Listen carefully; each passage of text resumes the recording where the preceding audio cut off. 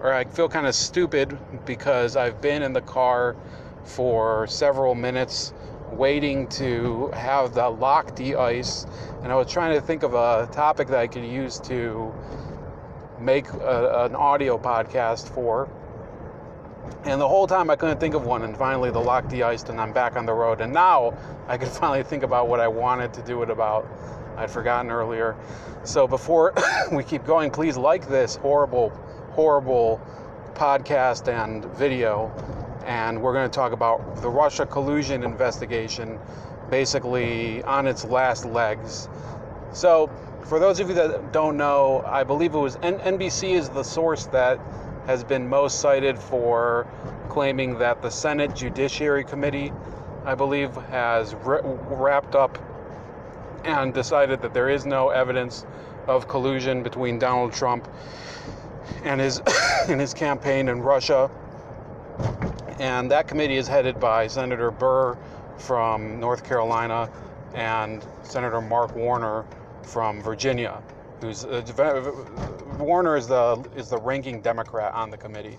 So essentially, they've spun their wheels for the longest time. Many people have claimed in the past, the media has claimed especially, that it's the Senate committee that has more credibility with the investigation because apparently there was no memo, okay? The whole time they were complaining that Devin Nunes had tainted the investigation because he published a memo last year that was going to expose sources and expose sensitive intelligence or whatever that would lead to the conviction of possible conviction of Donald Trump for colluding with Russia.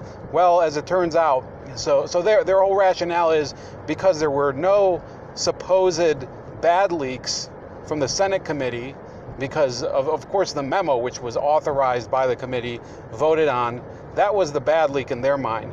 The good leaks were the leaks that they were getting. You had Democrats leaking crap all the time. It was like a leaky diaper, that committee, because of Adam Schiff. Shifty, as Dan Bongino calls him. You know, you have Adam Schiff, you had Eric Swalwell on that committee. So they were basically blaming all the problems on the House committee on the GOP members that were on it, such as Devin Nunes and Jim Jordan and all them. They were saying, oh, they're hurting U.S. intelligence sources because they're publishing a memo. They're publishing a memo. That was the problem, not the fact that it was leaking all the time because of their friends, Adam Schiff and Eric Swalwell. And this is not me defending the Republicans as a party. It's me saying that this whole standard that they established was complete nonsense, because now the committee that they claimed was the good committee, the Senate Judiciary Committee, has come out and well, I don't know if the official declaration is out yet, but they basically said that there's no evidence of collusion. I did see a report that some of the Democrats are begging off and saying, well, no, we don't join with the majority opinion. You know, you have Dianne Feinstein, you have who else was on that committee?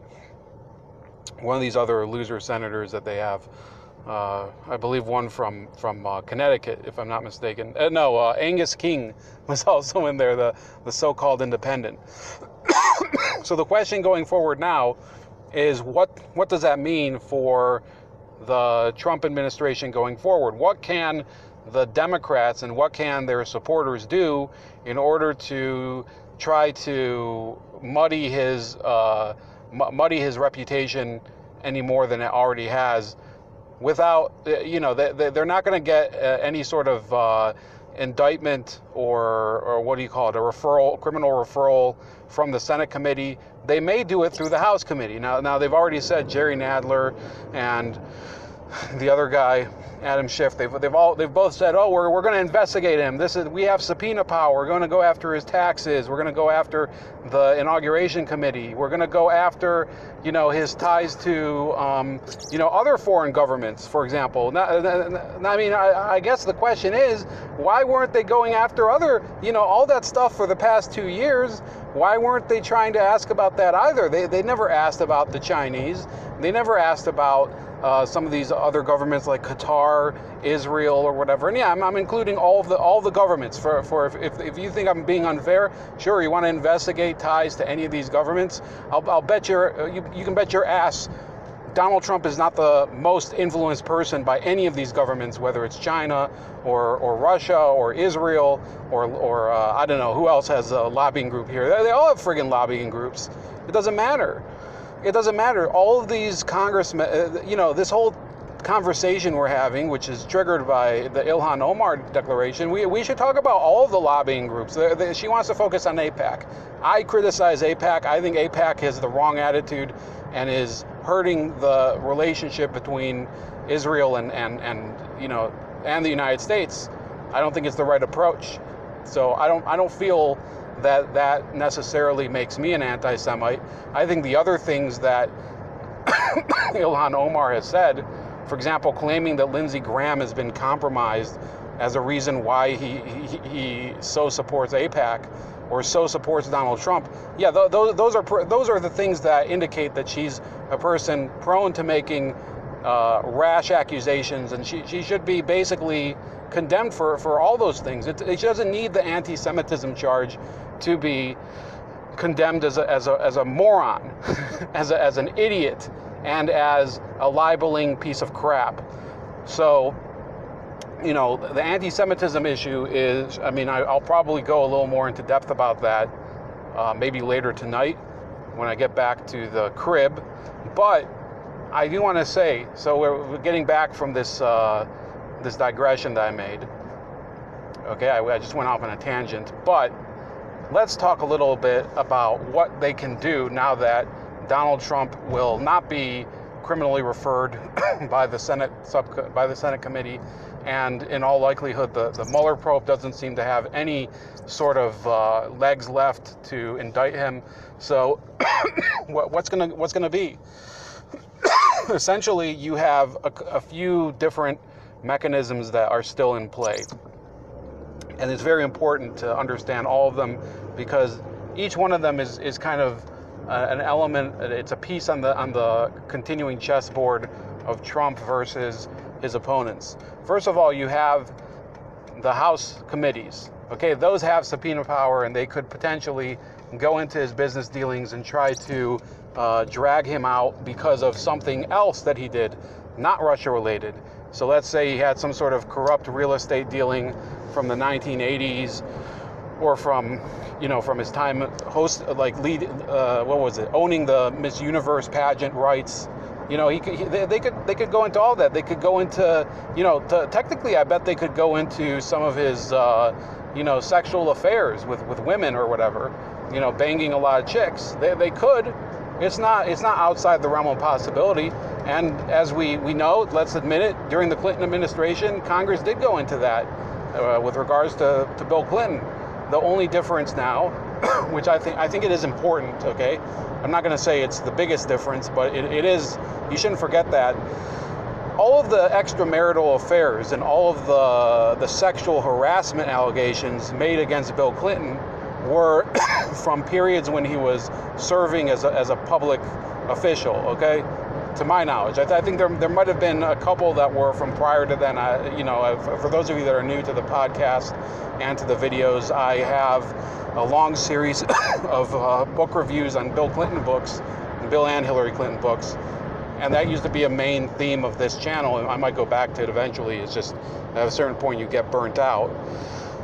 But yeah, a lot of these people that were alleged to have had sexual affairs with him, such as Dolly Kyle, such as, you had Jennifer Flowers.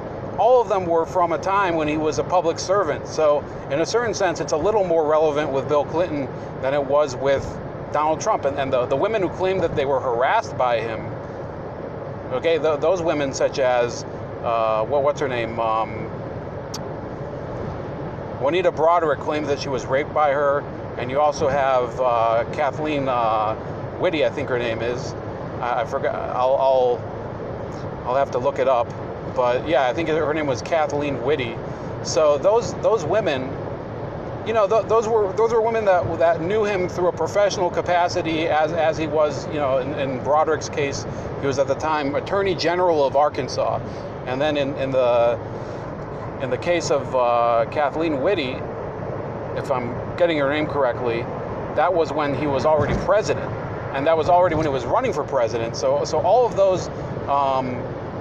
All of those claims that Donald Trump, he has this long sordid history with women, that might be true and it might be not true, but the fact of the matter is that was from when he was not a public servant, and therefore I don't find it to be as relevant as it is with some of these other people. For example, this Justin Fairfax thing is it is worrying, but Justin Fairfax at the time, he was kind of a lower rung political activist. He wasn't exactly working for the government. I don't know if we should apply the same standard to him as you would with Bill Clinton or even to Donald Trump, but it is worrying, some of these charges against him and also some of his reaction to it. But I still believe in the presumption of innocence, and I'm not really willing to give a verdict on him yet.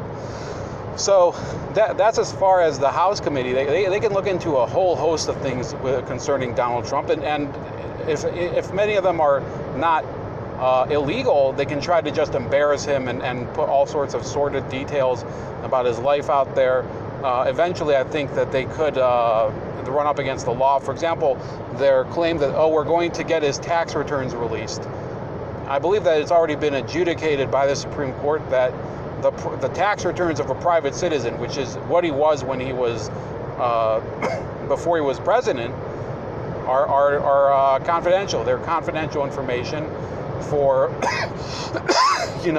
only the private individual can release. Okay, so that would be a civil liberties issue, and if they did release his tax returns, he could probably take some sort of legal action against some of these members of Congress. Okay. What else? So, who else can complicate the rest of his term in office? Not, assuming, let's not talk about what's going to happen with the election. Let's talk exclusively about his legal issues and what's going to happen over the next year and a half or so before the election. You still have states attorneys general. You have, for example, from New York State and from Illinois.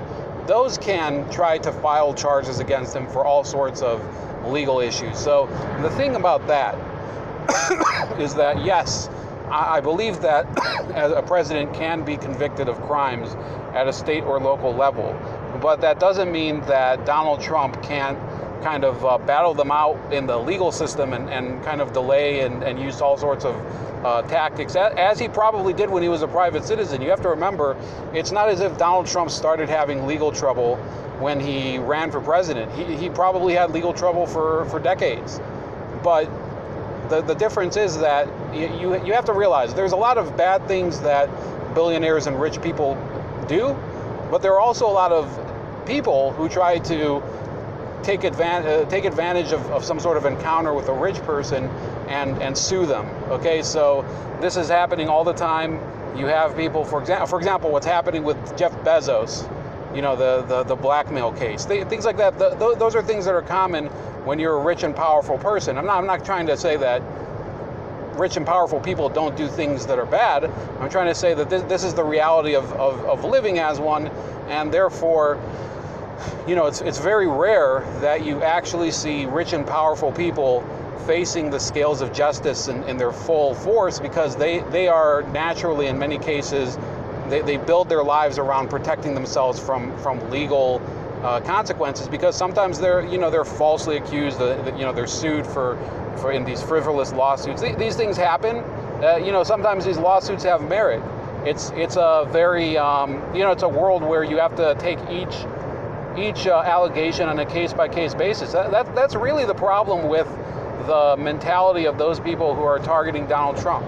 The problem with them is that they try to make it personal, and then they try to also assume that everything negative that can be alleged about him is true, when in reality you have to look through the evidence of each case and decide where are you going to focus your energy. Are you going to focus your energy on some case such as what happened with Stormy Daniels, where she essentially had consensual sex with him and signed a non-disclosure contract, and then because she could probably make a little more money, she decided, well, I want to sell the rights to my story. Well, you're violating your contract.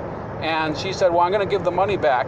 No, that's not the intent of the contract. I actually asked a couple people that I know who are lawyers about it, and they both had kind of very divergent opinions on it. Some said, well, if she gives the money back, the contract is void. But the other person said, no, a contract is a contract. You pay, if you're paying somebody for something through a contract, it doesn't mean that once they pay back the fees that they received from you, that the contract is void.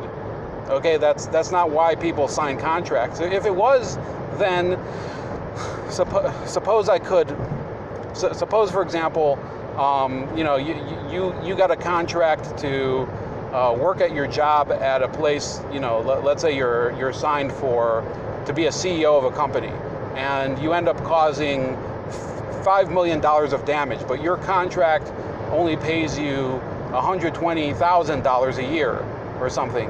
Now, if you say, well, I'm just gonna give back the $120,000, that doesn't necessarily make whole what was taken. Now, we're talking about a different type of contract, but I think many people are missing the point of these legal battles. They think, well, as long as we can find people who have an interest in screwing Trump, that means we're going to get him. No, at a certain point, you're going to have people who are doing this, and they're going to get slapped upside the head, as happened with Stormy Daniels a couple months ago. I think it was in November even. There was a verdict against her, and she's going to end up having to pay Trump's legal fees from this whole fiasco.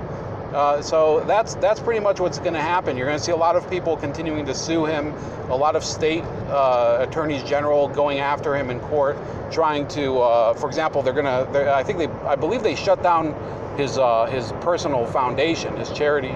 So, yeah, that's really what we're seeing here. We're seeing a lawfare on behalf of the Democratic Party, on behalf of a lot of the people who are simply, they want it to be really a personal crusade against President Trump. And once you get into personal crusades and you start doing things that are just vindictive pursuit of a certain person, well, if bad things happen to you, you can't blame the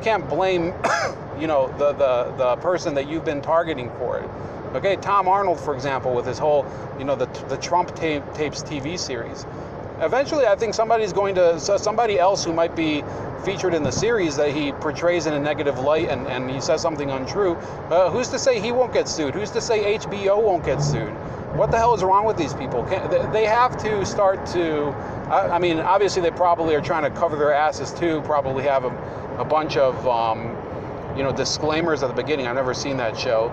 But people have to start to realize that you can't just throw out lies and innuendo out there and try to, ruin somebody. Doesn't matter who it is. It's, let's say it's not Trump. Let's say it's,